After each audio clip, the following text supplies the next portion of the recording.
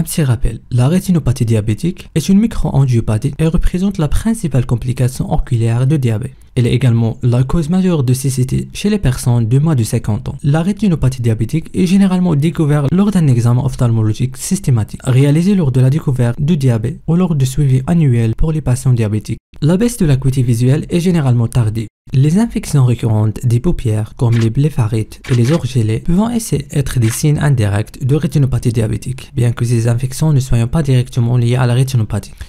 Il est important de connaître l'ancienneté du diabète, car plus le diabète dure longtemps, plus le risque de développer une rétinopathie augmente. Un mauvais contrôle de la glycémie et de la tension artérielle peut accélérer la progression de la rétinopathie. Et la présence des signes fonctionnels oculaires ou d'autres complications du diabète, telles que la néphropathie et la neuropathie, peut indiquer un diabète mal contrôlé. L'examen clinique de la rétinopathie diabétique comprend plusieurs étapes. Premièrement, l'évaluation de l'acuité visuelle, bien que la rétinopathie diabétique soit souvent asymptomatique jusqu'à un stade avancé. Un examen du segment antérieur de l'œil à la recherche d'une robiose aérienne, une neovascularisation à la surface de l'iris qui peut survenir dans les formes avancées de rétinopathie diabétique. Cette condition peut mener à des complications graves comme le glaucome neovasculaire. L'évaluation du tonus oculaire permet de détecter tout signe de glaucome, qui peut être secondaire à la neovascularisation ou à une augmentation de la pression intraoculaire, souvent associée à la rétinopathie diabétique. L'examen du fond d'œil est l'examen clé pour diagnostiquer la rétinopathie diabétique. Il permet d'observer directement les vaisseaux rétiniens et de détecter des microanévrismes, des exsudats, des hémorragies ou des signes de neovascularisation.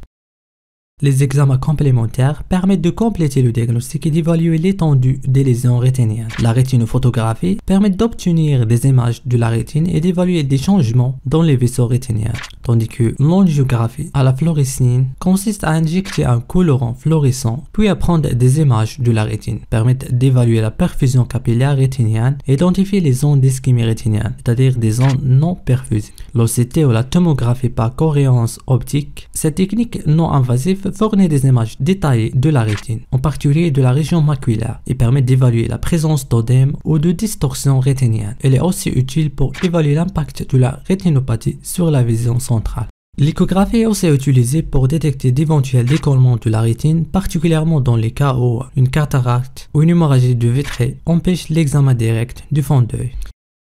Ensuite, la rétinopathie diabétique est classée en fonction de la gravité des lésions rétiniennes. Cette classification permet de guider le diagnostic et de déterminer l'option thérapeutique la plus appropriée. La rétinopathie diabétique non proliférante peut être minime, modérée ou sévère. Dans la forme minime, la rétinopathie se caractérise par quelques microanévrismes sous forme de petits points, avec des exsudats secs en couronne, aussi appelés des exsudats cercinés, qui prend la forme d'une couronne autour de la zone affectée.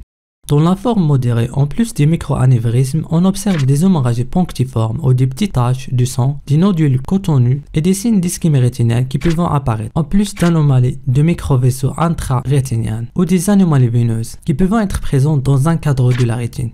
Dans la forme sévère, on note des hémorragies périphériques dans les 4 cadrans de la rétine, associées ou non à des anomalies veineuses dans les 2 cadrans ou plus de la rétine, associées ou non à des anomalies de microvaisseaux intrarétiniens dans un ou plusieurs cadrans, sans signe de rétinopathie proliférante. Cette forme de rétinopathie non proliférante est plus grave que les formes minimales et modérées, avec un risque accru de progression vers la forme proliférative si le contrôle glycémique et tensionnel n'est pas optimal.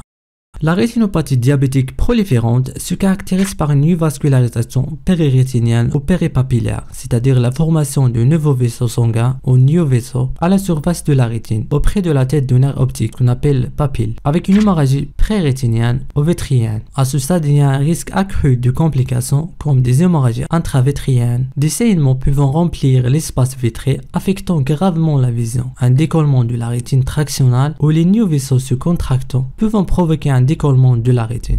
Une robiose aérienne ou la neovascularisation s'étendre à l'iris, entraînant des complications comme un glaucome neovasculaire. Chaque stade de rétinopathie diabétique peut être associé à un certain degré de maculopathie, qui peut être ischémique, dû à une mauvaise circulation sanguine dans la macula, ou odémateuse, causée par un excès de liquide dans la macula, entraînant un odème qui affecte la vision centrale.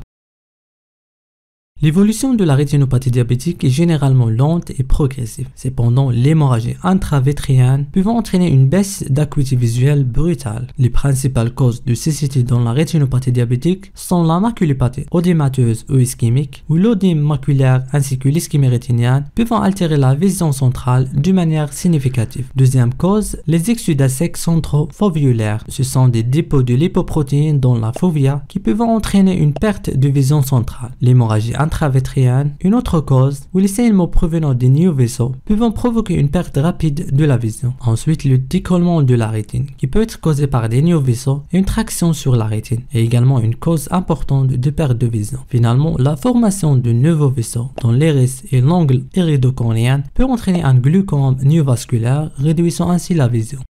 La surveillance ophtalmologique est essentielle pour détecter les signes précoces de rétinopathie diabétique et éviter une progression vers les formes graves de la maladie. En l'absence de rétinopathie diabétique ou dans les formes non proliférantes minimales, un examen ophtalmologique annuel est suffisant. Et en cas de rétinopathie diabétique non proliférante modérée ou sévère, un examen ophtalmologique est réalisé tous les 4 à 6 mois afin de suivre l'évolution de la rétinopathie. Finalement, une surveillance ophtalmologique rapprochée est indiquée dans les situations suivantes. En cas de puberté et d'adolescence, en cas de grossesse, en cas de normalisation rapide de la glycémie ou de décompensation tensionnelle et ou rénale, et finalement en cas de chirurgie de la cataracte. Les patients ayant subi une chirurgie de la cataracte doivent être suivis de près car cette intervention peut altérer la visibilité du fond d'œil et compliquer le diagnostic de la rétinopathie diabétique. On va parler de prise en charge de la rétinopathie diabétique dans les prochaines vidéos. Merci d'avoir regardé jusqu'à la fin et à la prochaine.